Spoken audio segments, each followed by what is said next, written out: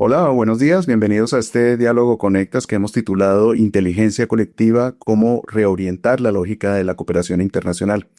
Este tema surge a partir de los cambios en el sistema internacional de cooperación, una estructura que año a año se construyó luego de la Segunda Guerra Mundial durante el siglo pasado y que en los primeros 100 días de la nueva administración en Estados Unidos recibió un golpe en la mesa y una reorientación que cerró a USAID, que era el principal organismo de cooperación en todo el mundo, modificó la agenda de cooperación de los recursos federales sin que aún se tenga claridad sobre qué áreas se van a apoyar y además con otras medidas tomadas a través de diferentes órdenes ejecutivas que ha causado un impacto en la agenda global que tiene replegada la cooperación de otros países y organismos multilaterales.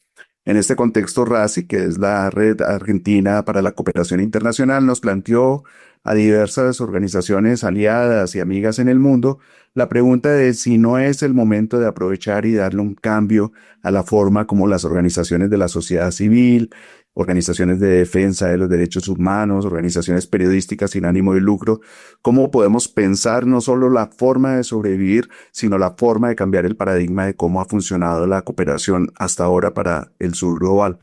Traigo a colación una anécdota del brasilero Rosenthal Alves, quien está en nuestro consejo de asesor y es como el maestro Yoda para el periodismo latinoamericano, cuando una colega hace unos años le compartía el dilema que tenía porque había perdido su empleo y estaba revisando múltiples opciones no muy buenas. Lo que le dijo Rosenthal a esta colega fue: amiga, ¿y por qué en vez de estar pensando en cambiar de collar, por qué mejor no piensas en dejar de ser perro? Y creo que algo así es lo que nos corresponde hoy pensar. Algo similar nos sucede hoy con la dinámica del subglobal, la invitación y el reto es cómo hacer realidad esa popular expresión de convertir las crisis en oportunidades. De eso vamos a hablar en este diálogo Conectas. Muchas gracias a a las 294 personas que están inscritas desde 19 países. Mi nombre es Carlos Eduardo Huertas. Tengo el honor de liderar la mesa editorial de Conectas y en este diálogo que vamos a estar hora y cuarto nos acompaña Graciela Hosten, que vive en Brasil desde hace 30 años, pero es de Argentina. Ella es máster en educación y doctora en política social, consultora, docente e investigadora en el campo sociopolítico y se ha especializado en el tema de la filantropía. Graciela, buenos días, bienvenida. Buenos días, muchas gracias y un placer estar aquí con ustedes. Muchas gracias por la invitación y por compartir este espacio con ustedes, especialmente con Guillermo y con Patricia y contigo, Carlos Eduardo. Chévere, gracias, Graciela. Nos acompaña también Patricia Mercado, que está en México y tiene más de 3 décadas trabajando en la frontera norte de Latinoamérica, o de América, como diría el argentino Caparrós. Es fundadora de Conexión Migrante, un medio de comunicación y organización referente sobre este tema en todo el continente. Bienvenida, Patricia. Hola, Carlos Eduardo, muchas gracias por la invitación. Un saludo a todas y a todos quienes están conectados en este momento y gracias, Graciela y Guillermo, por compartir este espacio con. Y Guillermo Correa, que es de Argentina, él es politólogo especializado en relaciones internacionales, director ejecutivo de RACI, es nuestro aliado en nuestra actividad, con un trabajo muy destacado de más de 20 años por el sector social, lo que lo ubica como uno de los líderes del subglobal sobre este tema. Guillermo, bienvenido. Muchas gracias, Carlos Eduardo. Quiero avisarle a todos y a todas que yo empecé muy joven. Si la gente hace cuentas, rápidamente se da cuenta de la edad y que en realidad vine a escucharla a Patricia y a Graciela. Así que no sé bien por qué me invitaron, pero un gusto de estar compartiendo este diario con ustedes.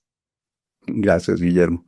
Bueno, los invito a que dejen sus preguntas en el espacio de preguntas y respuestas que está aquí en la parte de abajo, eh, para que podamos trasladar esas inquietudes a los panelistas. No vamos a tener un segmento de preguntas al final ni aparte. Yo las iré incluyendo en la medida en que el diálogo fluya. Es un formato más de conversación. Por eso vayan colocándolas en este espacio y según la conversación y la medida del tiempo las iré incluyendo. Bueno, para comenzar esta conversación comparto 2 láminas de una investigación en proceso de RACI que se llama Reimaginando el futuro de la sociedad civil en América Latina. A ver qué puedo presentar acá. Esta es la investigación que está liderando RACI y viene complementándola. Allí comparte datos a modo de balance preliminar en donde confirma, por un lado, el retiro de más de 70.000 millones de dólares de la ayuda oficial al desarrollo. Acá es evidente, obviamente, el peso de Estados Unidos, pero no es la única reducción que hay. De hecho, estoy seguro que es más de este 30% que tabulan en esta etapa inicial, por lo menos para 2025 y el próximo año. Y la segunda diapositiva que voy a compartir por ahora es esta, es resultado de una primera encuesta con organizaciones miembros de Civicus, que es una de las redes globales de organizaciones de la sociedad civil más grande del mundo, en donde se ve que el 50% de los encuestados solo consideraban la posibilidad de tener 3 meses de sobrevivencia financiera en este panorama, y solo el 10% de esta muestra tiene cómo llegar a cumplir un año, y de ahí en adelante el número sigue reduciéndose. Entonces, con ese panorama, Guillermo, voy a comenzar contigo. Con la primera pregunta, luego de los cambios en el panorama de esta ayuda internacional que ustedes han documentado también, esta reducción de fondos de cooperación en el mundo, ¿cuál es la magnitud e impactos reales en las organizaciones de la sociedad civil en América Latina? Bueno, para romper el hielo, sencillo. A ver, tenemos que tener en claro que estamos ante un cambio de paradigma, digamos. Ya hay muchos académicos y académicas que hablan del fin de la ayuda internacional como la conocíamos, e incluso el fin de la cooperación internacional. Un problema porque en esto se dedica Razi, así que en todo el lado del collar hay que cambiar de perro también. Me parece que es importante entender que en la extensión de esto, estamos hablando de que el actor con mayor peso en el mundo, que eran los Estados Unidos, se retira de un lugar de proveedor de ayuda internacional humanitaria, y que no hay ningún actor que tenga la capacidad de reemplazarlo. Sé que algunos colegas están diciendo, bueno, hay que mirar a otros lados. La realidad, por lo menos al momento de hoy, es que no hay ningún actor que tenga la capacidad de reemplazar el rol que cumplían los Estados Unidos en materia de ayuda internacional. No solamente de manera directa, no solamente a través de su agencia de cooperación internacional que USAID, a través de agencias afiliadas al Departamento de Estado también, y además todo el sistema de Naciones Unidas. Estados Unidos es el principal donante, digamos, de las agencias de Naciones Unidas, que también se ven afectadas por este cambio en la política de cooperación internacional. Quiero agregar algo. Veíamos recién un gráfico no solamente de Estados Unidos, vemos que en muchos países de Europa, el Reino Unido, Francia, Alemania, por diferentes cuestiones, la guerra, digamos, con Ucrania, etcétera, hay una repriorización de la agenda, y de esto quiero hablar, ¿no? No estamos hablando únicamente del retiro de la contracción de fondos de cooperación internacional, sino que también hay un cambio en la agenda y de aquellos temas que son apoyados y que no van a ser apoyados en el futuro. Entonces, quiero dejar planteado esto. Se retira el primer actor y además hay un cambio en las prioridades de las temáticas a ser financiadas. Claro, por ejemplo, Patricia, voy contigo, que trabajan desde Conexión Milarte con un tema tan sensible que es el tema de la atención a migrantes. En este cambio y en estas modificaciones del flujo migratorio hacia el norte, hacia el sur, en un tema tan sensible, y el cambio de postura tan importante de Estados Unidos con relación a América Latina, ¿quién se va a hacer cargo de apoyar esa atención? ¿Cómo lo estás viendo?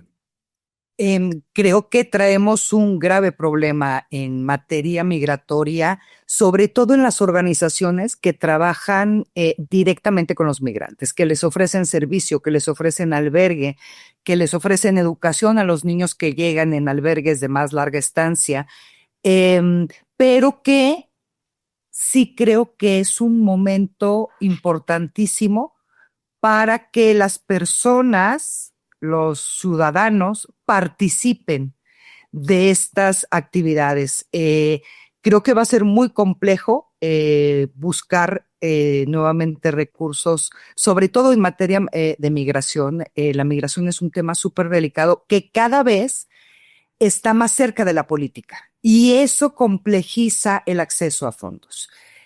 Pero sí creo también que debemos pensar mucho en la sociedad, en la gente que participa en estas organizaciones, en los colectivos, y tenemos que imaginar una nueva forma de financiarnos. En esta nueva forma, Graciela, bueno, parte de los planteamientos que está liderando Razi, y hay una conversación en el Sur Global, es tratar de modificar esta lógica de cooperación internacional como una lógica vertical y convertirse en un proceso más horizontal y colaborativo. ¿Eso es un reto posible o cómo lo estás viendo tú, que tienes tanta experiencia en este tema? Bueno, yo creo que yo no soy muy optimista, soy bastante pesimista, porque en realidad creo que si en momentos de abundancia, ¿no?, de vacas gordas, la cooperación actuó de la forma que actuaba, bastante top-down, digamos, de arriba para abajo, no creo que en estas circunstancias vaya a cambiar. Lo que sí tenemos que cambiar es, digamos, el cambio tiene que venir desde la sociedad civil, ¿no? No vamos a pretender que la cooperación va a cambiar y mucho menos en contextos de crisis. Tal vez esta es una oportunidad para la sociedad civil poder pensar en algunas agendas, ¿no? Pero bueno, creo que en realidad el problema pasa porque vamos a vivir en un momento de escasez brutal, digamos, en donde esto va a implicar terribles cambios a nivel de la sociedad civil y de las agendas. Creo que esto es una venganza bastante bien orquestada por parte, digamos, de la onda conservadora, de los grupos conservadores, de la derecha, ¿no? Que tiene que ver con terminar con las agendas que se llaman de woke, ¿no?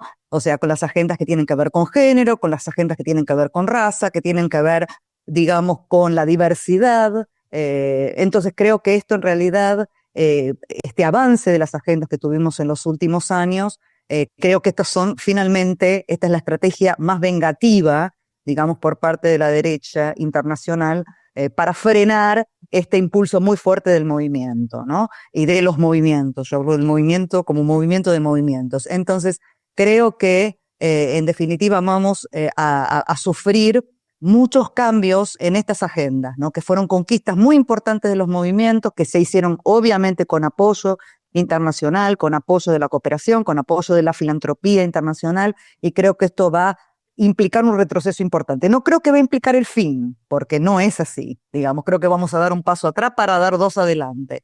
Porque bueno, los cuestionamientos hacia el patriarcado, al capitalismo, en realidad no van a terminar. Creo que esto va a implicar un reposicionamiento, incluso un reposicionamiento de las narrativas, ¿no? Porque bueno, vamos a tener nuevos players, vamos a tener nuevas dinámicas, y esto va a implicar justamente que todas esas narrativas que veníamos defendiendo hasta ahora las tengamos que repensar y reajustar. Mientras tanto, Patricia, tú que estás en el terreno con Conexión Migrante, ¿cómo ha afectado la disminución de financiamiento internacional al periodismo, a la defensa de los derechos de grupos vulnerables, por ejemplo, a las mujeres, a las comunidades LGBTQ, a los grupos indígenas, a los migrantes, que todo esto confluye en esa frontera del norte de América Latina? ¿Cómo lo estás viendo, ese impacto en la disminución? Fíjate que pues ha sido un impacto fuerte. Primero, para muchos medios, los periodistas no estamos muy acostumbrados a contar cuando sufrimos mucho, pero ha sido un impacto fuerte, y más allá de pensar en vamos a dejar de hacer periodismo, pensemos en seres humanos. Primero, hay un montón de gente que perdió su trabajo y que hacía un trabajo valioso y que hacía un trabajo para contribuir a la diversidad, al periodismo profesional, a cuidar a poblaciones súper vulnerables como son los migrantes, como son las mujeres o los niños. Pero también está el impacto directo hacia la población, porque todas estas personas que dejaron de hacer su trabajo en tierra o dejaron de hacer periodismo, también vemos la afectación a nivel social. Entonces, ha habido una transformación, sí creo, y esto que decías tú de aprovechar las oportunidades en momentos de crisis, creo que sí está habiendo una profunda reflexión y un redireccionamiento hacia qué es lo que podemos hacer mejor. A lo mejor no podemos tener, por ejemplo, un albergue completo 24 horas, pero a lo mejor podemos tener un centro para que la gente pueda pasar el día y nos dejen aquí a sus niños. Entonces sí creo que tenemos que pues pensar creativamente, y muchas organizaciones ya lo están haciendo. Hay otras que definitivamente cerraron, y que va a ser terrible tener esos vacíos a nivel social con poblaciones tan vulnerables. En estas adaptaciones que menciona Patricia, Guillermo, ¿qué alternativas y espacios de diálogo se han abierto en la sociedad civil ante la reducción de fondos tradicionales? ¿Y cómo lo estás viendo tú, que participas de tantas organizaciones internacionales en el sur global, a diferencia de lo que está sucediendo en América Latina? A mí me parece que lo que menciona Patricia es muy importante, ¿no? Acá estamos hablando de que hay servicios que se daban que ya no se pueden dar más.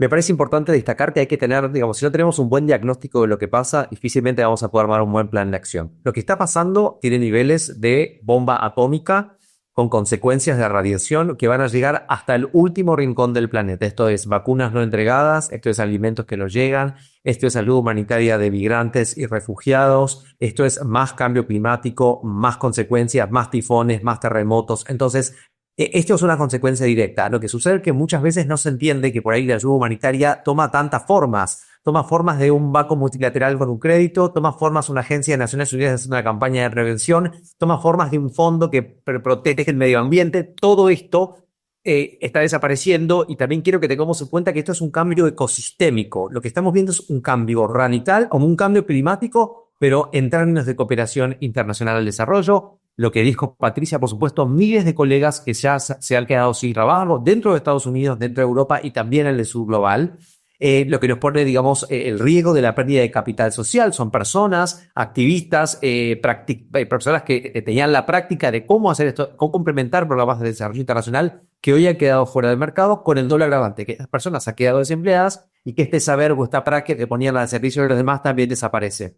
Entonces, digamos, la pregunta que se le pone a mí es, bueno, ¿quién va a ser el actor que dé un paso adelante o los actores que den un paso adelante para poder llenar este vacío que están dejando estos gobiernos al correrse? Y ahí yo no te tengo algunos interrogantes porque lamentablemente, digamos, positivamente coincido con el diagnóstico de Graciela. Yo también soy un poco pesimista y obviamente como todavía estamos en el epicentro de este terremoto, digamos, es difícil entender qué actores van a quedar. Podemos vislumbrar algunas cuestiones, pero sin duda esta pérdida, digamos, desde que el sistema de cooperación se creó hace 80 años, este es el cambio que me ha tocado por lo menos a mí vivir, que soy muy joven, así que hace poco, en términos de lo drástico y la velocidad en que se están dando los cambios, que no está dando la posibilidad tampoco de reconvertir otros actores, ¿no? Como bueno, seguramente hablemos un poco más adelante, qué pasa con la filantropía, con la cultura de dar, qué pasa con el rol del sector privado, pero esto fue inminente, ¿no? Muchas de estas acciones han sido de un día para otro,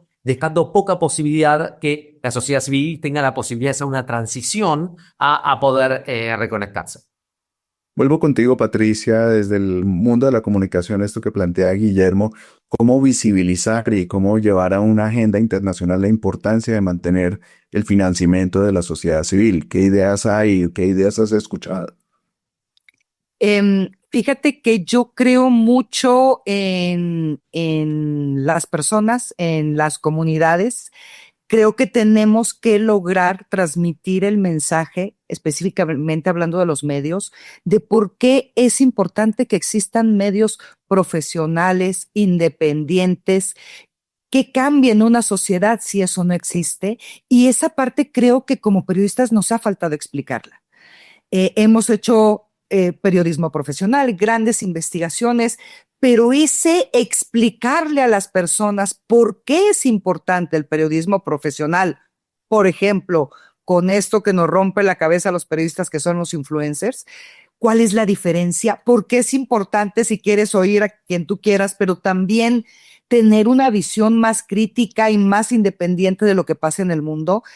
Creo que nos faltan muchas cosas por explicar para tratar de convencer a la sociedad de por qué somos importantes.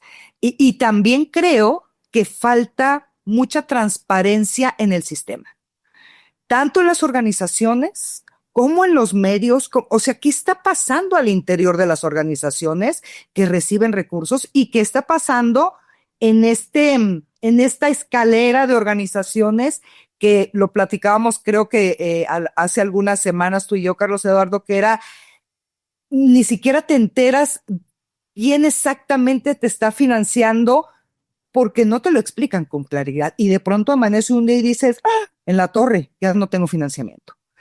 Sí creo que falta mucha transparencia y que debemos empezar en alguna parte a romper estas barreras que existen para que más organizaciones puedan participar, pero también para que los fondeadores tengan mucho mayor conciencia de lo que está pasando con las organizaciones que apoyan.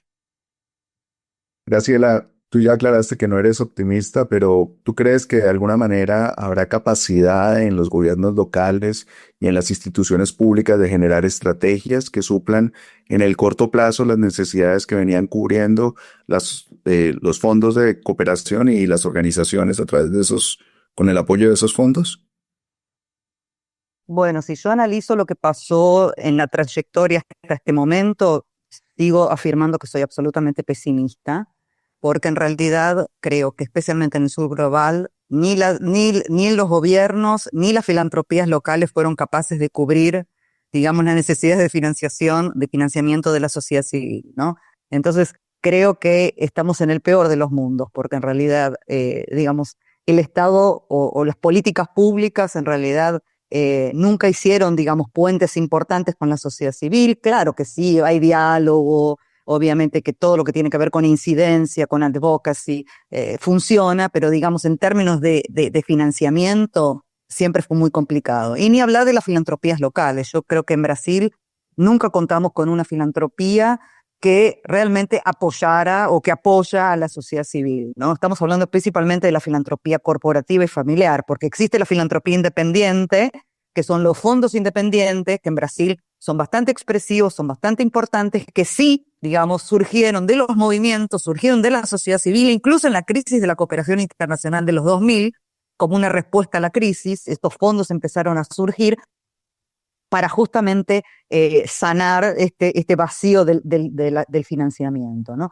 Entonces yo creo que el panorama no era bueno hasta el momento y no va a ser bueno, digamos. Y es más, yo creo que hay un efecto dominó en esto que tiene que ver con los recortes de los recursos internacionales, están impactando también al campo de la filantropía está muda, callada, digamos, está incluso en una situación de impas, no sabemos qué vamos a hacer, incluso con varios cortes, con varios cierres de fundaciones, ¿no? Entonces, bueno, el panorama está raro. Incluso también es importante decir que la dependencia de la cooperación internacional también era una dependencia bastante poco significativa. La investigación que hizo HRFN, que Human Rights Funders Network, divulgó que el 12% de los recursos para derechos humanos llegaban al sur global. O sea, tampoco estábamos haciendo una fiesta acá, digamos, ¿no? Estábamos siempre trabajando en la lógica de la escasez. Ahora vamos a trabajar en la lógica de la inexistencia de recursos.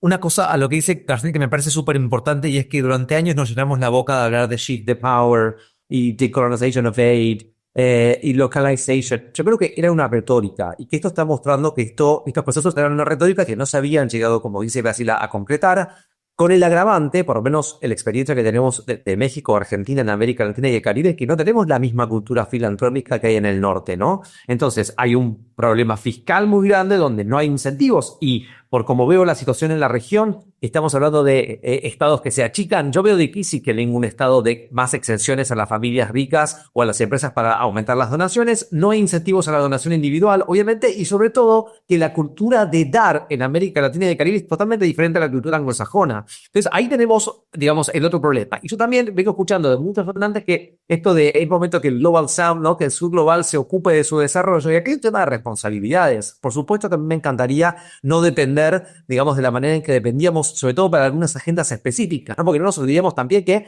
en América Latina y el Caribe la poca filantropía que hay o la poca responsabilidad de ser empresarial, al final de temas que diríamos son de soft agenda. Hablamos de educación, hablamos de algunas cosas alimentarias que están perfecto que sucedan, pero no son agendas, digamos, de incidencia en políticas públicas de defensa de derechos humanos e incluso defensa de la democracia o, como decía Patricia, temas como transparencia. Hablamos de una agenda mucho más tranquila que no quiere confrontar con los estados y que busca ir un poco volando por debajo del radar.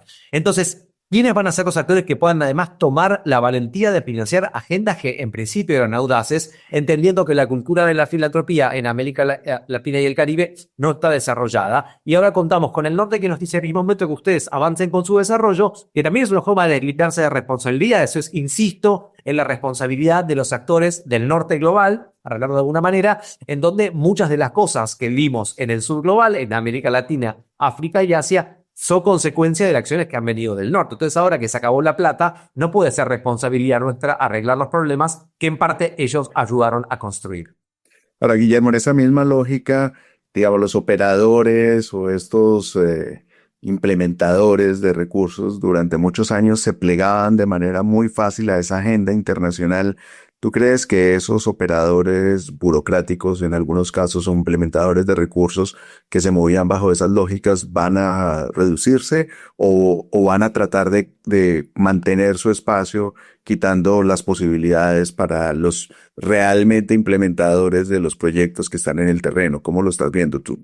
A ver, acá hay varias cosas ven para mencionar y algo que dijo también Patricia. Hay una realidad y el sistema de cooperación internacional había generado su burocracia. El sistema de Naciones Unidas no funcionaba perfecto. De hecho, había una campaña de la cual sí participó, impulsada por Civicus y otros, que tenía que ver con la reforma de Naciones Unidas. Entonces, yo por supuesto que estoy a favor de más transparencia y a favor de más eficiencia. El estudio anual de Oxfam seguía mostrando que por cada dólar que se donaba solamente llegaban 30 centavos al sur global y 70 centavos de dólar quedaban en el norte. Estas lógicas tienen que cambiar. No podemos, digo, ahora que tenemos la posibilidad, digamos, como dice Graciela, de refundar este sistema, bueno, ya que vamos a arrancar de cero porque no va a haber más recursos para nadie, refundemos un sistema que sea más justo y más equitativo, porque la realidad es que Naciones Unidas había creado su burocracia, la propia cooperación internacional tenía intermediarios, pero hoy muchos de esos intermediarios del norte muchas compañías han quebrado y no hablemos del sistema, digamos, lo que está desapareciendo de sociedad civil, ¿no? Hay estudios, digamos, que dicen que aproximadamente 40% de sociedad civil global va a desaparecer o se va a contraer. Yo creo que es poco, yo creo que el número está más cerca del 45%, pero son los números que tenemos y que estamos estimando ahora, porque muchos ya han tenido un stop total de financiamiento, ¿no? En ese cuadro que vos mostrabas, algunos podían llegar a 3 meses, algunos a 6 meses, la minoría a 12 meses, pero ya hay hoy organizaciones, los países más afectados, por lo menos en América Latina, son en primer lugar Colombia, donde seguramente vos, Carlos Eduardo, puedas saber, muchos colegas han tenido que cerrar las puertas. Otro gran país afectado, por supuesto, es México, Ecuador y Haití, como los 4 países que recibían la mayor cantidad de cooperación, y provenimos todo el resto de nosotros. Pero de vuelta, ¿no? Lo que decía también Patricia, hay un montón de iniciativas que estaban financiadas por la cooperación y por los mismos actores que quizás no se sabía y que hoy también han desaparecido del juego porque el origen de sus fondos eran los mismos que hoy ya no están recibiéndolos. Ahora, Graciela, ¿Puedo hacer Claro, por supuesto. reaccionar a una provocación de Guillermo que me parece importante, que tiene que ver con Shift the Power? Es una agenda que yo sigo defendiendo y creo que tiene total sentido en este momento, y tuvo sentido en su momento porque justamente Shift the Power criticaba toda esa burocracia y toda esa estructura que está comentando acá Guillermo, y creo que Shift the Power es justamente la posibilidad, digamos, es una agenda que tenemos que abrazar de alguna forma, porque es la posibilidad de pensar en que la sociedad civil sí tiene poder y tiene capacidades y tiene assets activos, digamos, para poder de alguna forma enfrentar esta onda. Así como en realidad los movimientos sociales de mujeres, digamos, y raciales se enfrentaron al patriarcado, digamos, los sistemas coloniales, creo que la sociedad civil tiene todas las capacidades para reaccionar a esta agenda. El tema es que en realidad hoy estamos todos bajo el efecto del shock, ¿no? Estamos todos en un momento de nadie sabe muy bien qué hacer, así como la filantropía está muda callada, creo que la sociedad civil tampoco está reaccionando a tiempo, pero yo creo y voy a defender la agenda Shift the Power porque me parece que es muy interesante en términos de su trayectoria y en términos de lo que puede implicar en este momento como una estrategia de lucha, como una estrategia de organización y de la articulación de la resistencia. Y Graciela Rola está atacando. Digo que tiene que suceder. Digo que tiene que dejar de ser retórica para hacer acto y ser acción. Ok, perfecto. Disculpa, te había entendido. Bien, se me perdió esa nuance por el camino. Tenemos que pasar y de la enunciación a la acción, que realmente el poder pase al sur y a la sociedad civil. Eso es lo que quise decir. Y de hecho, en esa misma lógica, USAID, en especial, por ejemplo, la administración de Samantha Power defendió mucho el concepto de localization, ¿no? Bueno, ¿cómo volvemos a eso realidad ahora? Y allí, Graciela, te pregunto, se habla de una regresión en el campo de los derechos históricamente conquistados, con todas estas variables y dificultades que ha habido, pero se lograron unas conquistas en derechos humanos, en derechos, libertades, en fin. ¿Qué puede hacer la sociedad civil hoy para detener este retroceso ante el golpe tan fuerte que han recibido las organizaciones de la sociedad civil? Bueno, creo que en realidad lo que cabe en este momento es organizar la resistencia, y creo que ya están habiendo formas de resistir, digamos, a estas agendas y a estos retrocesos. En la Argentina hubo una gran manifestación digamos, a favor de la diversidad, a favor de la cuestión de la diversidad racial, de la diversidad de género. O sea, la sociedad civil y los movimientos van a reaccionar. Yo creo que están en el efecto de la parálisis, como dije en este momento, pero va a haber reacciones, de hecho, ¿no? Siempre, como decía Foucault, donde hay poder, hay resistencia. Y es más, digamos, él dice que la resistencia viene antes que el poder, porque el poder es la forma de capturar a la resistencia. Entonces creo que vamos a resistir, no sé cómo vamos a hacerlo, digamos, van a haber probablemente manifestaciones espontáneas, pero desde acá, digamos, desde cada uno de nosotros en nuestros lugares vamos a contribuir para que esto realmente pueda pasar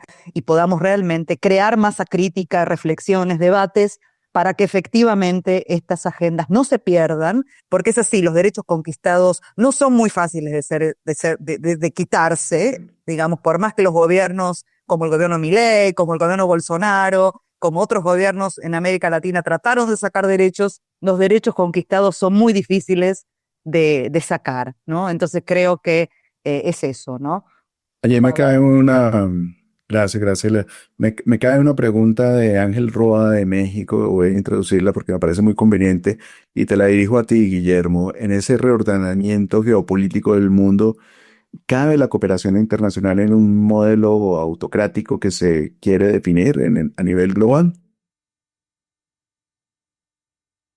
No estoy seguro de haber entendido la pregunta, porque yo creo que por lo pronto estamos ante un quiebre de cómo veníamos conociendo y entendiendo a la cooperación internacional, digo, desde el vuelo de la Segunda Guerra Mundial y la creación del sistema de Naciones Unidas en adelante, con una especie de pico, digamos, en los 70, cuando se incorpora esta idea de que los países del norte tienen una responsabilidad y se crea esta idea, esta declaración de la relación del destinamiento del 0.7, digamos, de PBI de cada uno de los países desarrollados para ayudar al desarrollo del sur. Y todo esto entendiéndolo, me gustaría vincularlo con que en realidad la cooperación internacional, además de generar desarrollo, contribuía a la paz mundial, ¿no?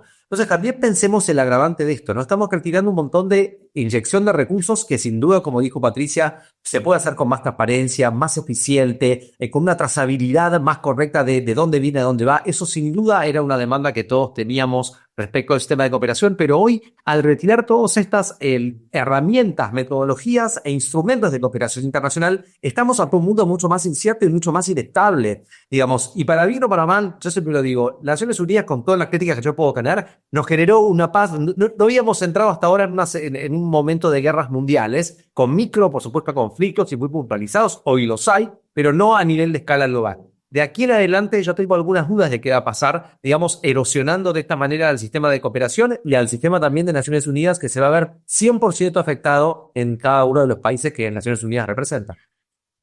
Bueno, esto me da pie para compartir dos láminas más del estudio de Razi. En esta primera, que estoy compartiendo en pantalla en este segundo, se ve la afectación de los recortes por temática. Obviamente salud ocupa un papel privilegiado, los compromisos por los derechos humanos, la ayuda humanitaria, la educación, la defensa legal y de gobierno, temas de equidad, ayuda y protección legal, democracia y elecciones, libertad de expresión, digamos, es un ranking, digamos, muy preocupante de lo que puede estar pasando. Y más preocupante es esta siguiente lámina en donde se ven los temas que están en retroceso y los temas que están en ascenso, ¿sí?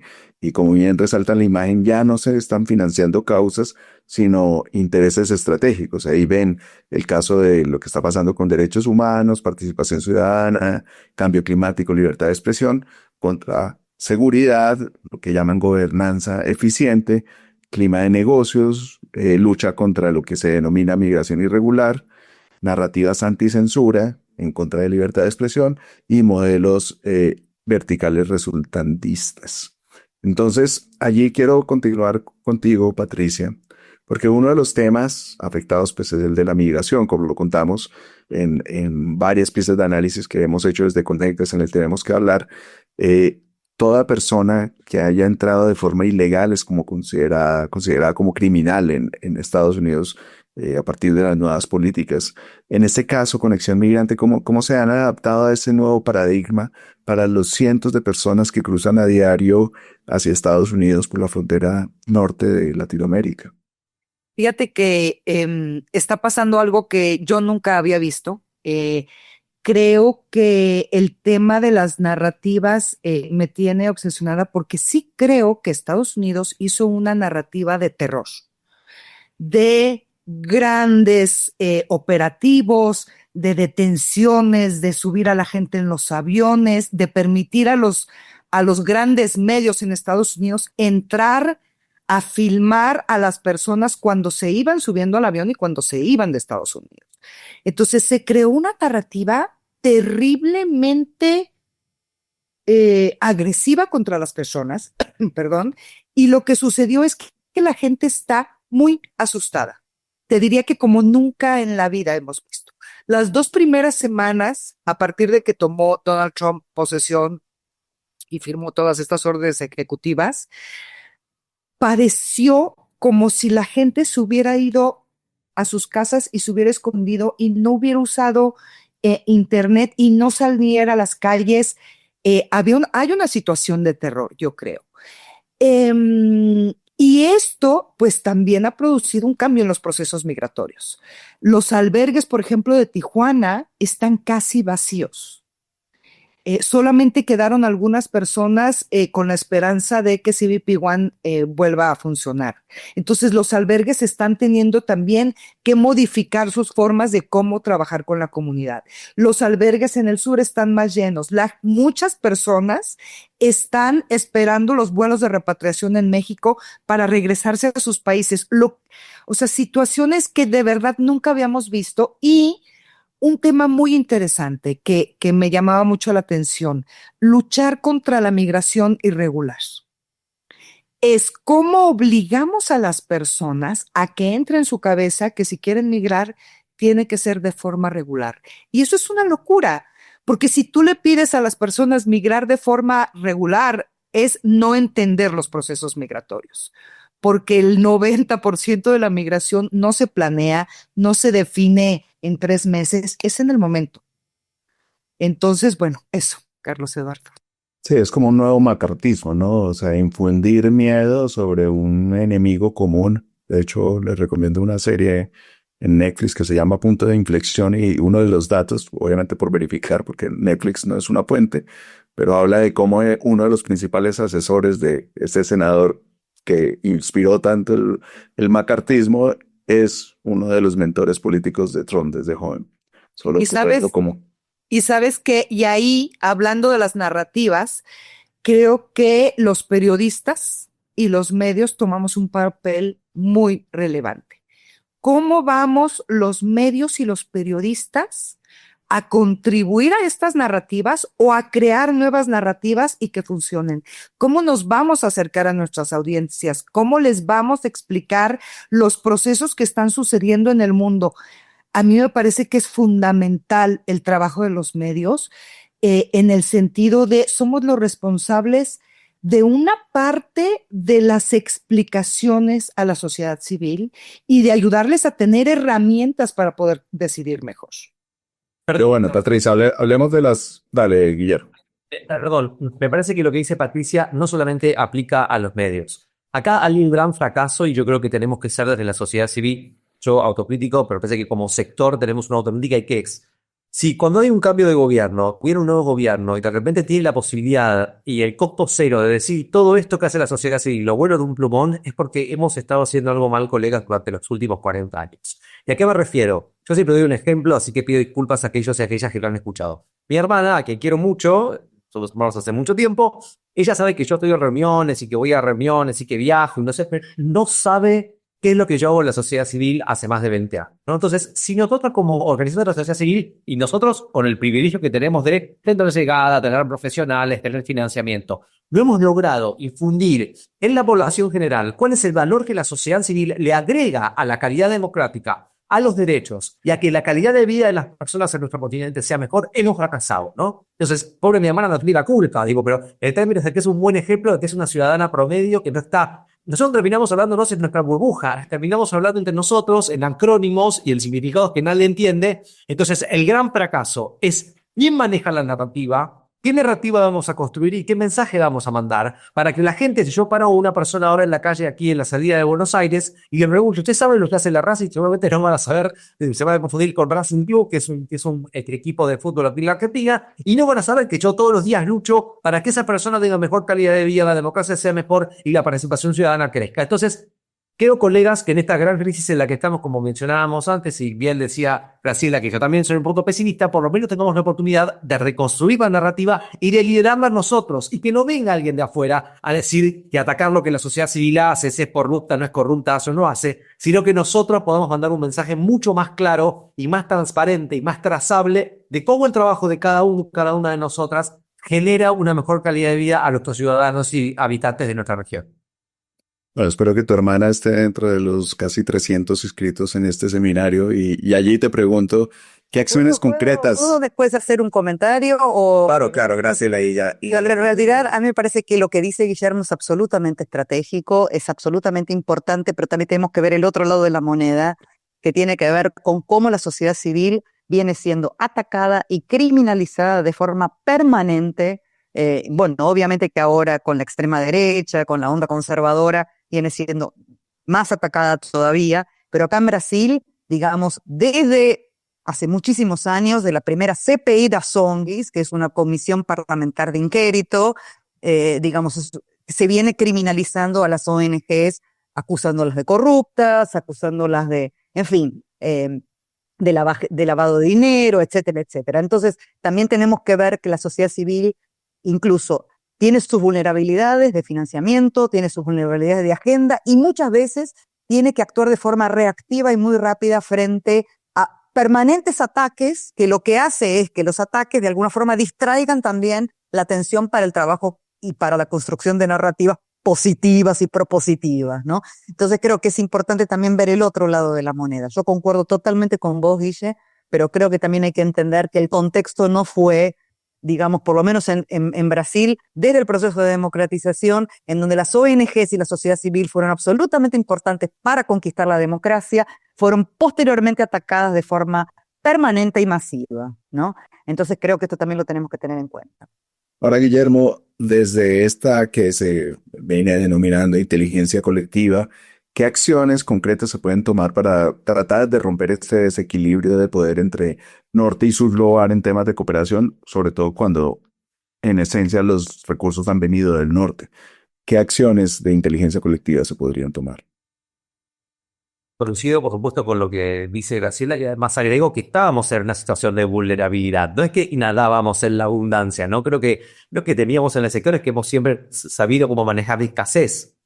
Y en este contexto, además de retracción de estados o de esta idea de que el estado estaba muy presente y hay que achicarlo, la sociedad civil tenía en doble desafío. O sea que esto es como si dijéramos una tormenta perfecta, donde viene por un lado un tsunami y por otro lado viene un maremoto que nos encuentra en el medio a nosotros tratando de encontrar un espacio para ser estratégicos. Y como también decía Patricia, también hay que entender que quizás el albergue que funcionaba 24 horas, tenemos que hacer el duelo que ya ese albergue de 24 horas no lo va a poder hacer. Entonces tenemos que también ser muy realistas con cuál es la capacidad real que nos va a quedar una vez que este tsunami y este maremoto donde nos encuentra en el medio pase, porque vamos a estar en un espacio de frustración constante, ¿no? Y se los digo porque yo me pasa en el día a día en mi gestión, con mis organizaciones y con el trabajo que hago, de que siento que cada vez puedo hacer menos. Se está achicando la capacidad, que es lo que dice Graciela, ¿no? Es una forma, o sea, digamos, yo digo muchas formas de atacar a la sociedad civil y Civicus explica esto de manera fabulosa con lo que implica el espacio habilitante y cuáles son los elementos.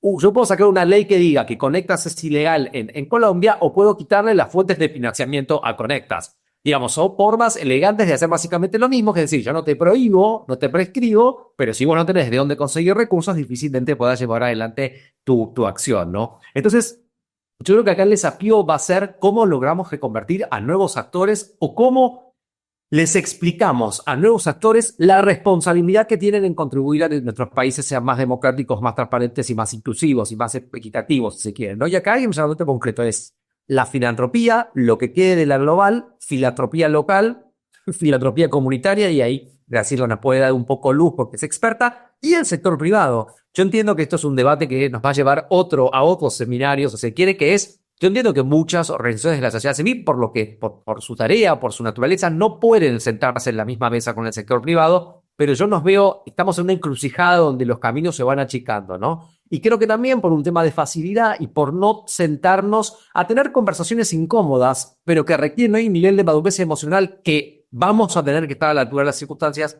es hora que tengamos una conversación con el sector privado que no hemos tenido hasta ahora, entendiendo que hay colegas que no van a poder tener la misma capacidad y ahí elegir qué actores que representemos colectivos podemos empezar a tener un vínculo, porque realmente, colegas, yo siempre digo, a mí me dicen que soy un mago que saca conejos de la galera, me estoy quedando sin conejos en la galera, y esto nos pone contra la encrucijada de que es momento de tener conversaciones incómodas, incluso poco felices, pero sí maduras con el sector privado y con la poca filantropía que tenemos en la región. Allí, Patricia, el tema de la narrativa, la mencionaba recientemente, es importante. ¿Cómo ir más allá del diagnóstico y no ir a narrativas, digamos, de periodismo de soluciones, sino narrativas propositivas que incentiven esa inteligencia colectiva? ¿Cómo crees que se puede llevar desde un papel tan importante como es el de la comunicación profesional? Fíjate que creo que tenemos que buscar mecanismos para acercarnos a la sociedad civil, a las personas, a nuestras audiencias, te decía yo, y explicarles cosas que luego a los periodistas nos parece que todo mundo ya las sabe. Damos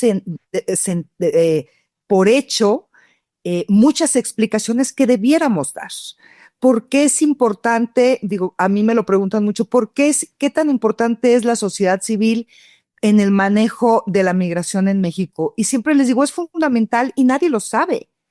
Quien está cuidando, acompañando y protegiendo los flujos migratorios son albergues y organizaciones de la sociedad civil, no es el gobierno. Y la gente se sorprende de eso.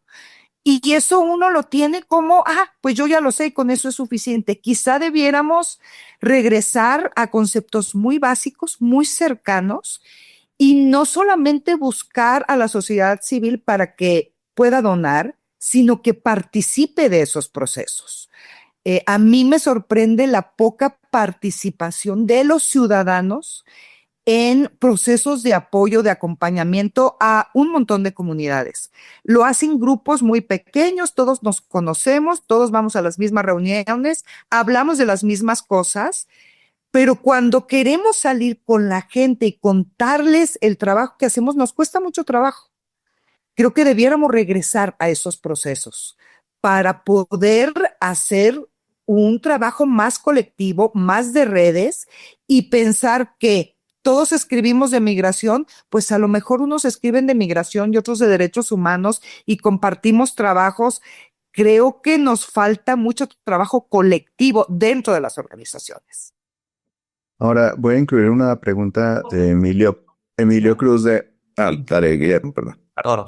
Patricia, yo coincido, no soy un experto en los temas de migraciones, ni mucho menos, pero pero se podría extrapolar a cualquier tema, desde cambio climático hasta derechos LGTB. ¿Por qué el ejemplo de mi hermana? O sea, ¿por qué mi hermana no entiende lo que la sociedad civil hace? ¿Por qué falta, digamos, cómo logramos una mejor llegada a la audiencia mal llamada de a pie o ampliada, ¿no? ¿Por qué siempre somos los mismos en todos los espacios y nos damos la razón entre nosotros, pero al momento de romper esa burbuja, esa campana de cristal, no logramos que nuestro mensaje trascienda? Si lo que hacemos es bueno y agrega valor, eso es lo que yo mismo lucho conmigo. O sea, vos sos una comunicadora, ¿qué es lo que nos falta para que esa narrativa rompa la campana de cristal de los donantes, la cooperación, las embajadas y las fundaciones y salga? O sea, ¿por qué un ciudadano mexicano no puede saber que ese albergue lo están es una contribución de la sociedad civil y no del gobierno? ¿Qué es lo que falla? ¿Qué es lo que falta? Yo siento que estamos haciendo cosas muy elevadas, hablando sobre los procesos, y en este caso hablo de la migración, sobre los procesos y la migración y qué pasa con las políticas públicas, y nos olvidamos de contar las historias más simples para que la gente entienda cosas. Creo que debemos bajarnos a hablar de los temas que a lo mejor a la gente les importa y meter ahí los temas que a nosotros nos importan. Pero lo que nos importa a nosotros es lo que le debería importar a la gente. Yo quiero más democracia, más inclusión, más. ¿Eso no es lo que importa a la gente? Eso es lo que. Nosotros no estamos trabajando para otra. Yo trabajo en la región, digamos. No trabajo. Yo te diría que sí. Yo te diría que sí, pero no como esos grandes conceptos. en cosas cotidianas. Yo pongo mucho el ejemplo que hacemos en Conexión Migrante. Nosotros hacemos periodismo para los migrantes. ¿Qué significa?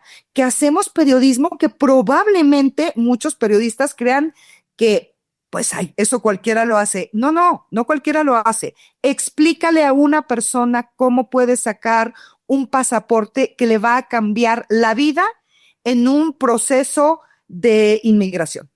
Son cosas súper sencillas, pero nos da miedo como periodistas bajar a ese nivel y hablar de esas cosas súper sencillas. Y hablamos de grandes conceptos. ¿Qué es lo que le preocupa a la gente en la cotidianidad? Y creo que eso nos falta sentarnos y escuchar. Imagínate, Guillermo, nomás si esta reflexión de Patricia, que está desde una organización periodística que está acercada con los migrantes y ve ese problema y siente que el discurso de la comunicación nuestra es muy elevado. Imagínate el discurso todavía de los reportes y de los informes de muchas organizaciones de la sociedad civil que son documentos y papers, digamos. O sea, sí hay necesidad de mejorar esa comunicación, ¿no? Pasa que yo quiero agregar algo y no por defender a la sociedad civil, pero también los que ponen las reglas son quienes nos dan los recursos. Hemos ido complejizando el lenguaje, la estrategia, el fundraising, diversificando la terminología, la incidencia, la advocacy, porque el donante que te da los 5 pesos que te da, te exige que tu reporting tenga un nivel que es nivel de Naciones Unidas, que sea digamos, un informe que se pueda leer el informe de alto nivel. Entonces, por un lado, tu audiencia es ese migrante indocumentado, pero por otro lado, el que te da los recursos está sentado en una oficina de un país desarrollado. Entonces, es esta cosa de tener que haber un idioma para una cosa y otro idioma para otra. ¿Sería, Patricia? ¿Tiene que ver con eso? Sí, creo que sí, y que además estamos hablando quizá de temas importantes. No dudo que haya temas importantes, pero no de los temas importantes para la gente común y corriente. Y ahí Súmale a hay eso. una desconexión. Además, súmale a eso que de manera muy ágil entra, digamos, toda esta ola de influencers y narrativas en redes sociales fácilmente manipulables que llevan los temas a un nivel de conversación del nivel más básico y logran llegar a la sociedad, a diferencia de los grandes temas que se plantean o desde la sociedad civil o desde el periodismo incluso. No, Esta me da pie. justamente de eso, justamente quería hablar de eso porque creo que estamos en una guerra de narrativas. Estamos en una guerra de narrativas justamente en lo que sería el campo conservador y el campo progresista. Creo que en realidad hay ciertas cosas que estamos perdiendo en la cuestión de la comunicación, que justamente tiene que ver con lo que Carlos Edoro estaba diciendo, digamos. Estamos permeados por fake news, estamos permeados con, digamos, con ataques permanentes, ¿no? Ataques de odio permanentes. Entonces todo eso permea a la comunicación, ¿no? Entonces creo que la comunicación hoy pasa por lugares que incluso nosotros no sabemos por dónde pasa, ¿no? Por lugares medio ocultos, ¿no? Por redes que no sabemos, y eso es muy determinante. Eso sí llega a la gente, digamos. Entonces, bueno, creo que el campo de la comunicación tiene una complejidad enorme en términos de dinámicas, en términos de medios, en términos de narrativas. Creo que es eso, ¿no? Pasa que para volver a lo que decía Carlos Eduardo, yo me resisto, yo no tengo ni siquiera Instagram, no tengo X, no. Yo me resisto a que tengamos que ser todos influencers y tuiteros para poder poner o sea, yo me resisto, porque también creo que hay una cosa de banalización, superficialización, y esta cultura de lo líquido, que todo es la imagen, o sea, yo quiero pensar que hay otro camino, Patricia, vos que sos una comunicadora, digamos, porque si no vamos a tener que estar todos haciendo videos en vivo de 3 segundos para mandar algún mensaje, que es la forma en que la gente ahora consume información. No sé, me resisto. Yo ve que ahí sale mi profesor universitario hoy sabe que la gente no lee más de 5 carillas o 5 páginas. Me resisto, digamos, no sé, quiero pensar que hay otra manera de mandar mensajes, porque si no, estamos perdidos. Creo que no nos tenemos que convertir en influencers los periodistas, pero sí tenemos que tomar cosas que los influencers están haciendo porque está funcionando. Están conectando con la gente. ¿Por qué conectan con las personas? ¿Cómo lo hacen? ¿Cómo le hablan? ¿Qué le cuentan? De entrada son mucho más relajados que nosotros los periodistas, que muchas veces pontificamos. Ahí no hay cercanía, no hay conexión. Creo que hay que tomar las cosas buenas, practicarlas, intentarlas e intentar conectar con la cotidianidad de las personas. Y adaptar esas narrativas. O sea, una cosa es resistencia, otra cosa es resiliencia, ¿no? O sea, Kodak hizo resistencia con el mejor producto fotográfico que podía haber y desapareció porque llegaron estos aparatos y no igualaron a Kodak, se resistieron, murieron. Entonces, es la opción. O nos adaptamos, aprendemos las cosas que hay que aprender allí, las implementamos, ¿no? Y allí, ahora sí, Graciela, me da pie para una pregunta del público. Vamos corriendo con esto. Emilio Cruz de México nos plantea ¿qué es lo más innovador que has visto hacer por parte de una organización para resiliar, para tener resiliencia colectiva, para adaptarse, para perdurar? ¿Qué cosas innovadoras has visto, Graciela? Bueno, es una pregunta muy compleja que tendría que pensarla bastante, es bastante instigante, pero bueno, creo que sí existen formas también de pensar en articulaciones, digamos, en otras formas de crear riqueza y de crear, digamos, masa crítica y de crear resiliencia y resistencia, que también la tenemos que traer al centro como una cuestión absolutamente importante. Bueno, sí, existen muchas experiencias de organizaciones, incluso, por ejemplo, si nosotros miramos, vamos a suponer, el movimiento indígena en Brasil. El movimiento indígena en Brasil existe y resiste a pesar del financiamiento. O sea, existen estrategias, digamos, de lucha que no necesitan incluso de recursos, ¿no? Porque bueno, porque la resistencia está ahí, porque las agendas están ahí. Entonces creo que también, no estoy diciendo que no es importante los recursos, creo que los recursos son importantes para catalizar soluciones, para poder promover y acelerar procesos tal vez. Pero bueno, no necesariamente el recurso es el único causante de la transformación. Creo que doy el ejemplo del movimiento indígena, doy el ejemplo del movimiento negro, el movimiento de mujeres, digamos que incluso el movimiento de mujeres es un movimiento muy interesante que tiene que ver con mujeres que pusieron históricamente dinero en sus propios bolsillos para poder bancar al movimiento. Pero yo también quería hablar un poquito sobre la comunicación, porque creo que también una de las cosas que tenemos que mirar, que por lo menos acá en Brasil es bastante importante y bastante relevante, que tiene que ver con la comunicación comunitaria. Porque aquí existen redes de comunicadores comunitarios, que son aquellos que están en el Brasil profundo, que son redes de, digamos, radios comunitarias, influencers comunitarios, como decimos acá, influencers do bem, ¿no?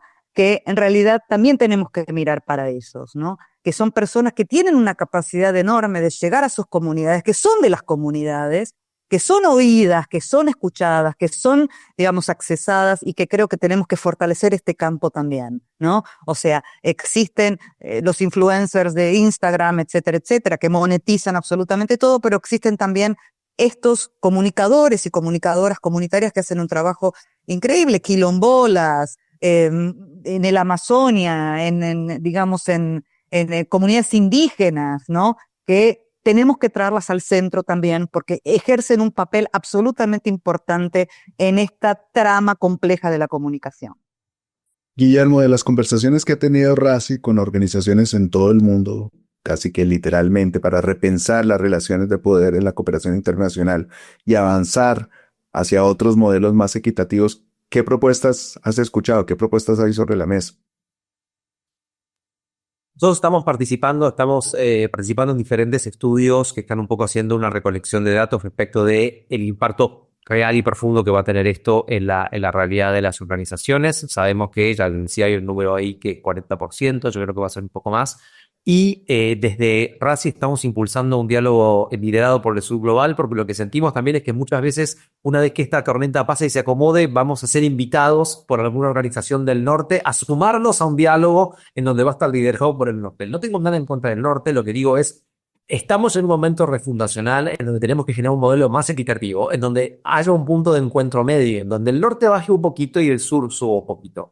Lo que muchas veces pasa es que lo que está arriba de la mesa hoy para mí es un tema de privilegios. Y es hasta dónde, hasta qué extensión, hasta qué punto el norte está dispuesto a bajar un poquito algunas cosas de ellos para que nosotros estemos un poco mejor en el sur. Así que nosotros desde Arranz estamos liderando un proceso que tiene 3 niveles, un proceso que tiene un nivel global, donde estamos convocando a actores y actrices de todo el planeta, sur, norte, para tener un diálogo equitativo entre pares sobre cómo hacemos una refundación del sistema, un diálogo, digamos, que estamos liderando también a nivel América Latina y el Caribe, donde esperamos ahí también ir sumando a diferentes actores, y después algo muy específico para la Argentina, que es un piloto también, donde estamos empezando a tener conversaciones con el sector privado, insisto, con todo lo que esto implica, con toda la dureza, con toda la falta, porque en definitiva lo que falta también es construcción de confianza, ¿no? Estos prejuicios que muchas veces tenemos unos de otros, todos discriminamos lamentablemente, es algo que nos viene desde la educación, ¿no? Entonces, ¿cómo hacemos para romper ese prejuicio? Bueno, hay que construir la confianza, creo que no hay otro momento más oportuno que hacerlo es ahora,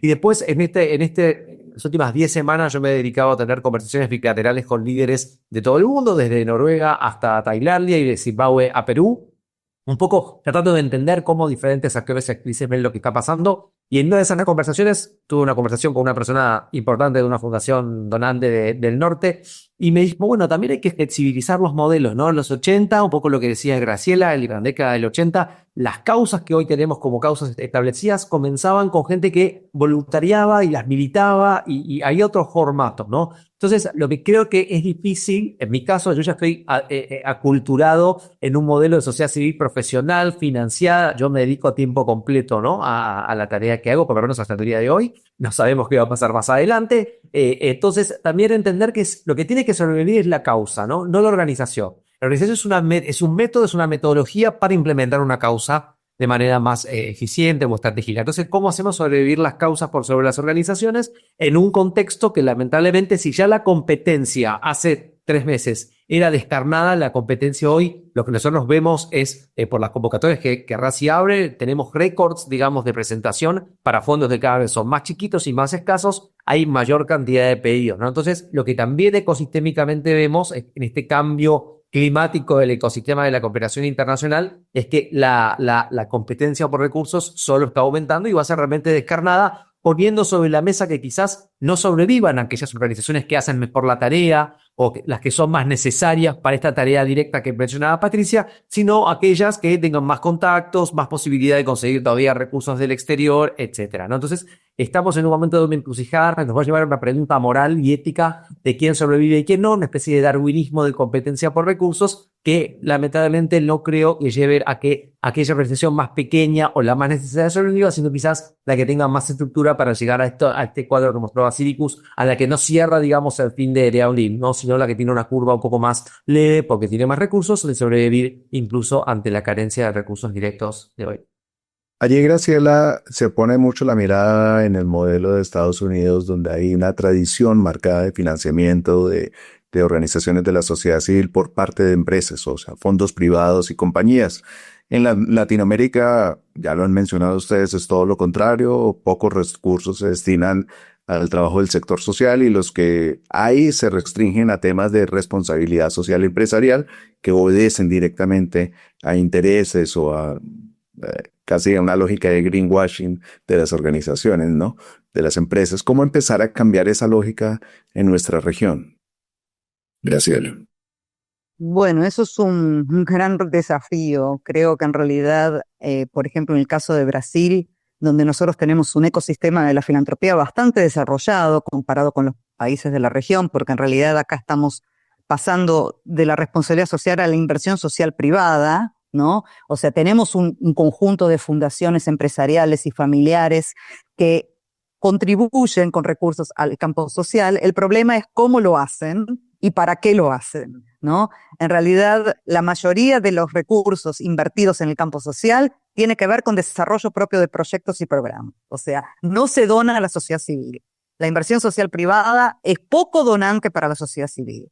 Y cuando dona para la sociedad civil, dona para las agendas que Guillermo comentó, que son, digamos que no son para los temas incómodos, ¿no? Que es para educación, emprendedorismo, ¿no? Y cuando estamos hablando de agendas de derechos humanos, ¿no? Como raza, género, diversidad en general, ¿no? De personas con discapacidad, ese recurso cae abruptamente. Entonces, bueno, ¿cómo pensar esto? Creo que realmente el llamado va a ser para que la sociedad civil haga un movimiento para justamente exigir a la filantropía nacional, tal vez en el caso de Brasil sea más posible, que realmente comience a mirar este momento de crisis asumiendo una responsabilidad. Así como lo hizo en la pandemia, porque creo que tenemos que acordarnos que en la pandemia todo el mundo abrió las billeteras. Así como lo hizo, digamos, la inversión social privada en Brasil, se movilizó durante la pandemia y donó de forma expresiva, ¿no? Para ayuda humanitaria, para ayuda social, etcétera, etcétera. Creo que también tenemos que poder pensar que existe esa capacidad. Capacidad financiera existe, no hay ninguna duda, pero tiene que haber capacidad política. Pero creo que tiene que ser presionada, creo que tiene que ser interpelada, porque incluso me llama mucho la atención acá en Brasil la ausencia total de debates. Creo que estamos mirando para un lado que no tiene, o sea, no sé, a las agendas que cayeron ahora por tierra, que no son nada relevantes, se siguen manteniendo cuando en realidad lo que tenemos que pensar en esta urgencia, en cómo vamos a apoyar a la sociedad civil en un momento en donde la democracia está peligrando. Acá en Brasil particularmente, digamos, ¿no? Tuvimos episodios terribles el 8 de enero del 2023, etcétera, ¿no? O sea, tenemos que pensar en que la sociedad, la inversión social privada se movilice políticamente para justamente poder bancar a la sociedad civil en sus luchas. Quiero agregaría muchas cosas, pero por suerte Graciela es mucho más inteligente y lo explica mejor que yo. Hay un agravante, es que el sector privado se está alineando a estas nuevas tendencias de nueva agenda. Entonces ya estamos viendo agendas en donde compañías instaladas en el norte, que son multinacionales con sede en nuestros países en la región, están quitando o haciendo un cambio de palabras para que no parezcan aportando a esta agenda que en principio es conflictiva.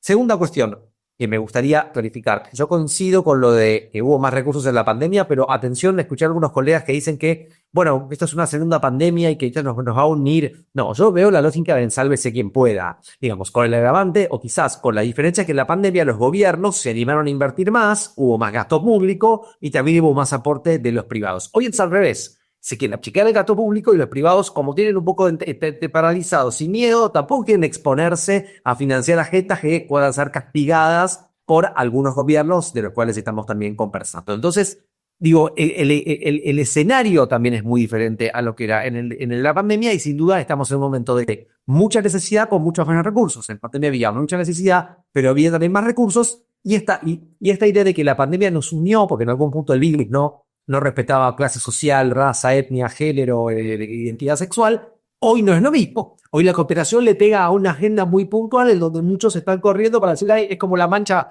jugábamos en Argentina y una mancha venenosa, que yo sé que te tocaba, te la pasaba. Esto ahora mismo, ay, corrámonos para que no nos toquen la mancha a nosotros y sigamos con una agenda que no sea conflictiva y pasemos debajo del radar. Entonces, atención con esto, me parece que es importante marcar la diferencia.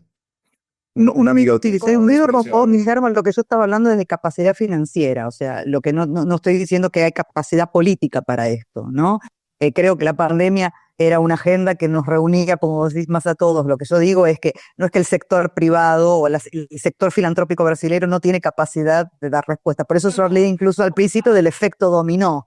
Aquí tenemos un efecto dominó, digamos, de una influencia terrible que justamente correrse o apoyar estas agendas es jugar del lado del adversario. Entonces creo que sí, coincido totalmente con vos. Ayer una amiga utilizaba una expresión que decía que no hay nada más cobarde que $1.000.000, ¿no? Y allí, Patricia, te hago esa pregunta, ¿no? ¿Cuáles son los riesgos de involucrar más al sector privado en temas como el periodismo y la libertad de expresión en un contexto como el actual, o acercarlas a estas luchas de las organizaciones sociales por defensas de territorio, medio ambiente, temas de migración o temas controversiales como los que se han conocido como la agenda de EI? ¿Qué riesgos tiene eso desde tu perspectiva, Patricia? Pues el primer riesgo sería no convencer a nadie en el sector privado de la importancia de estos temas. Creo que ese es el primero. Y el segundo es ser muy cuidadosos. Yo sabes que cuando sucedió el tema de la orden ejecutiva de Donald Trump, primero estaba muy enojada, pero luego me puse a pensar y dije, a ver, nos pasamos quejando de que no vamos a permitir que nos financie el sector privado, no vamos a permitir que nos financien nuestros gobiernos, no vamos a permitir, pero sí vamos a permitir que nos financie un gobierno que está tomando esas actitudes y que las ha tomado en los últimos 30 años, porque ellos han definido la agenda. Ellos han definido los temas, ellos han definido lo que es importante y nosotros nos adaptamos a esa agenda. Y si empezamos a hacerlo un poco más horizontal y si empezamos a decir, yo creo que lo importante puede ser lo que tú me dices, pero también lo que yo estoy viendo en mi comunidad y en mi país, creo que hay mucha reflexión de parte de quienes recibimos fondos de verdad vamos a seguir intentando encajar en las agendas para que nos den recursos o vamos a ser lo suficientemente valientes para decir sí, pero creo que esto también es importante. Creo que esa es una reflexión grande que tenemos que hacer los medios y las organizaciones de tener interacción con el sector privado, con los gobiernos, yo creo que tenemos que quitarnos muchos tabús y empezar a conversar. Porque a lo mejor lo que nosotros creemos que es ese pensamiento, a lo mejor no es. Y como diría mi madre, hablando se entiende la gente. Voy a incluir otra pregunta del público. Tendrán que comprender, tengo 53 preguntas, va a ser difícil. Lo que puedo garantizar es que estas preguntas las vamos a trasladar a los panelistas, que seguramente a partir de allí, más que respuestas, se van a volver nuevas detonantes de pensamiento. Incluyo una de Penélope Arboleda de República Dominicana. Ella dice que en el contexto actual, donde la desigualdad y la exclusión, esta es para Graciela, en el contexto actual donde la desigualdad y la exclusión se han hecho cultura, ¿cómo generar empatía en sociedades hastiadas de estas ayudas internacionales también? ¿Cómo generar empatía sobre el trabajo de la sociedad civil? Bueno, es una pregunta que podría dar una tesis de doctorado. Creo que bueno, es un poco lo que Patricia estaba comentando, ¿no? Ahora, o sea, y tiene que ver con toda la cuestión de las narrativas que estábamos hablando, ¿no? O sea, ¿cómo hacemos para que estos asuntos, digamos, estas cuestiones que son absolutamente estructurantes, ¿no? Nosotros vivimos en América Latina en sociedades completamente desiguales, completamente injustas, con gente que tiene privilegios y gente que no tiene derechos, ¿no? ¿Cómo hacemos para que en este contexto efectivamente estas agendas ocupen un lugar central? Esta es la pregunta del millón, ¿no? O sea, creo que tenemos que sentarnos y pensar en alternativas, justamente pensar, digamos, cómo darle relevancia a estas agendas en este momento, que son realmente importantes, porque en este momento no estamos únicamente pasando por una crisis de financiamiento, estamos pasando por una crisis de la política, de la democracia representativa, que ya está viviendo por aparatos hace muchísimos años. Entonces, las cosas se juntan en este momento, entonces estas agendas son absolutamente importantes, son absolutamente centrales, porque cuando estamos hablando de democracia, estamos hablando de la democracia representativa, pero estamos hablando principalmente de acceso a derechos. Y sin acceso a derechos hoy, no tenemos ni siquiera inclusión productiva. O sea, los derechos son la llave para la inclusión productiva, entonces estamos en un problema serísimo, ¿no? Entonces, bueno, ¿cómo hacer esto? Es una larga respuesta que implica, digamos, una planificación, implica una serie de debates que tenemos que justamente comenzar a trabar en estos espacios. Bueno, me quedan pocos minutos para cumplir con nuestro tiempo de hora y cuarto, Patricia. Una pregunta acá del público que me parece también atinada por el contexto en el que estás tú. Ese vacío que deja la crisis financiera ocasionada por el retiro de la cooperación en el apoyo a organizaciones, ¿cómo evitar que sea llenado por el crimen organizado? El papel, digamos, de estos estados paralelos que surgen precisamente ante la debilidad de los estados, la debilidad de las organizaciones de la sociedad civil. ¿Cómo lo lees tú desde un contexto como el que estás en México? Ese es el gran tema que vivimos, particularmente en materia migratoria, pero en muchos otros procesos. No sé cómo hacerlo. Sí creo que es una urgencia hablarlo y decirlo abiertamente, pero decirlo abiertamente también nos pone en riesgo. Hay una participación directa del crimen organizado en los procesos migratorios de todo el continente. Ellos son los que tienen el negocio, ellos son los que tienen la decisión, ellos son los que tienen las rutas. Y hablar del tema no solamente pone en peligro a los periodistas, sino pone en peligro a los migrantes. Sí creo que esos vacíos los puede llenar el crimen organizado, por supuesto, ya los está llenando. y es muy peligroso como sociedad que eso esté sucediendo. Y por eso la urgencia, yo creo, de abrirnos a conversar con otros actores que en otras circunstancias quizá no lo hubiéramos hecho. Guillermo, ya para cerrar un poco, ¿qué acciones pueden tomar empresas y el sector privado para llenar ese hueco que ha dejado la cooperación internacional, evitando que haya prácticas de greenwashing y se aproveche esa coyuntura de la urgencia que tienen las organizaciones de la sociedad civil para sobrevivir? Yo creo que es esto, ¿no? Hay que sentarse a la mesa y tener conversaciones que no hemos tenido antes, lo mencionaba Patricia, lo mencioné antes, conversaciones incómodas, conversaciones cuando uno no pretende que la empresa cambie su rol. Todos estamos en un mundo capitalista y todos entendemos que el rol de la empresa en el capitalismo genera riqueza. Nadie le está pidiendo a la empresa que no genere riqueza, sino que tiene que entender que su rol en la sociedad moderna no es solamente generar riqueza, porque hemos visto que el sistema no incluye. Entonces, para que la empresa pueda seguir generando riqueza, va a tener que cambiar un poco el modelo de inclusión, porque vaya a decir, todos somos pobres, que nadie puede consumir, difícilmente la empresa pueda generar riqueza. Entonces, a mí me parece que en algún punto, como muy bien mencionó Graciela, estamos ante un quiebre también del sistema democrático, quizás también de una forma de cómo el capitalismo se está comiendo a sí mismo, ¿no?